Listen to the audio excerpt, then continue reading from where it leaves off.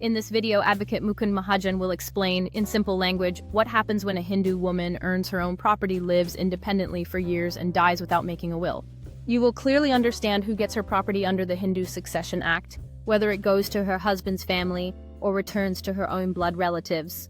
This video explains the basic structure of the Hindu Succession Act, how property is divided when a Hindu person dies, intestate, the different legal rules for males and females, the controversy surrounding Section 15(1)(b), and the important Supreme Court observations of 2025 on gotra consent and why making a will is absolutely necessary, all explained through simple real-life examples that anyone can understand. Welcome to my YouTube channel, Legal Information Law Insights. I am Advocate Mukund Mahajan. Today, we are going to explain the Hindu Succession Act, 1956, and the latest Supreme Court judgments of 2025 that are shaping property inheritance and women's rights in India.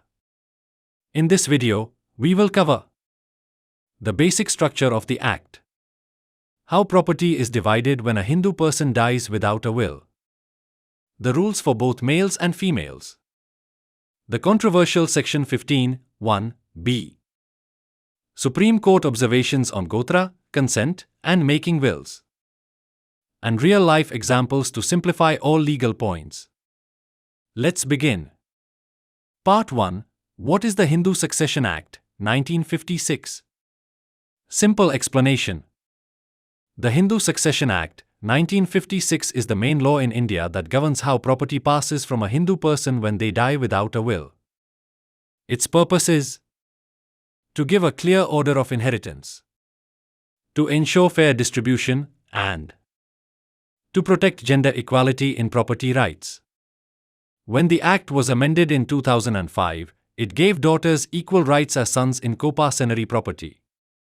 This means daughters now stand on equal footing with sons in joint family property. This 2005 change is extremely important and remains the foundation of inheritance law today. Part 2. Section 8. When a Hindu male dies intestate. Let's say a Hindu man dies without making a will. In that case, the law looks at a list of heirs called Class 1 heirs who get first priority. This includes his son, daughter, widow, mother. So all of these persons share the property equally. If there are no Class 1 heirs, then property goes to other relatives called Class 2 heirs. This rule applies only to males, and it's been followed strictly by courts for decades. Part 3. Section 15. When a Hindu female dies intestate. Now, here is the part that has generated a lot of debate and Supreme Court scrutiny. Under Section 15(1) of the Act, if a Hindu woman dies without a will, her property is distributed in a specific sequence. It goes first to 1. Her children and husband. 2. Then to husband's heirs. 3. Then to her parents. 4. Father's heirs. 5. Mother's heirs. In that order. This means, if a woman dies without children and without a husband, and she did not make a will, the property goes to her husband's heirs first, often her in-laws, before her own parents. This is the part that many legal challenges are based on. Part 4. Supreme Court 2025 Gotra, Marriage and Property Rights. In September 2025, while hearing petitions challenging Section 15(1)(b) of the Act, the Supreme Court made some important observations about marriage, gotra, and inheritance. The bench, including Justice B.V. Nagratna, observed that under Hindu law, when a woman marries, her gotra changes, and she becomes part of her husband's family for many customary purposes. However, this observation is controversial because many lawyers argue that custom should not override gender-neutral statutory rights. The court also highlighted the concept of kanyadan and linked it to traditional practices, emphasizing that marriage creates responsibilities toward the husband and his family. During these hearings, the court cautioned that it does not want to demean social structures, and described Hindu succession rules as being influenced by long-standing traditions. Most importantly, the court mentioned that if a woman does not want her property to devolve this way, she should make a will. Part 5. Supreme Court 2025 Make a will or avoid disputes. In November 2025, the Supreme Court strongly urged all Hindu women to execute valid wills for their property, especially self-acquired property, so it devolves exactly as per their wishes. The bench led by Justices B.V. Nagarathna and R. Mahadevan said that courts are seeing recurring disputes because women's self-acquired property still passes first to the husband's heirs if no will is made.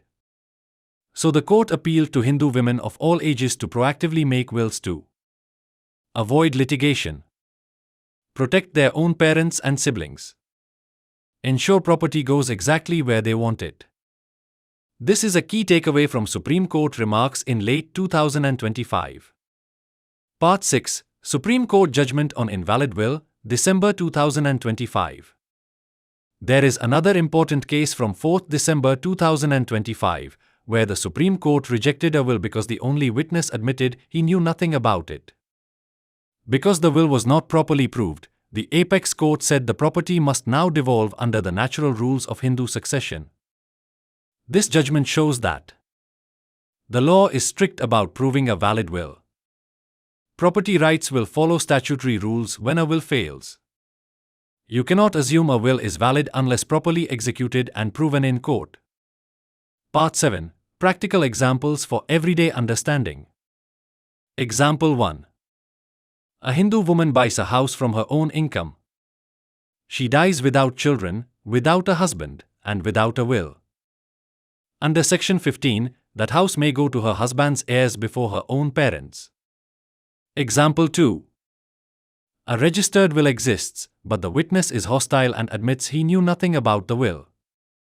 The will is treated as invalid, and the property goes to heirs as per the Act. Key legal takeaways, summary. Daughters have equal inheritance rights as sons under the law. Section 15, 1b, remains controversial and has been questioned before the Supreme Court. The Supreme Court has observed the importance of making a will to avoid disputes. Customary traditions like gotra and kanyadan have been discussed but not legally overruled. Valid wills must be properly executed and proved or they will fail. Thanks for watching this video. If you found it informative, please like, subscribe, and share your thoughts in the comments. Don't forget to hit the bell icon for more legal insights. I will meet you in the next video soon. Jai Hind. Jai Bharat.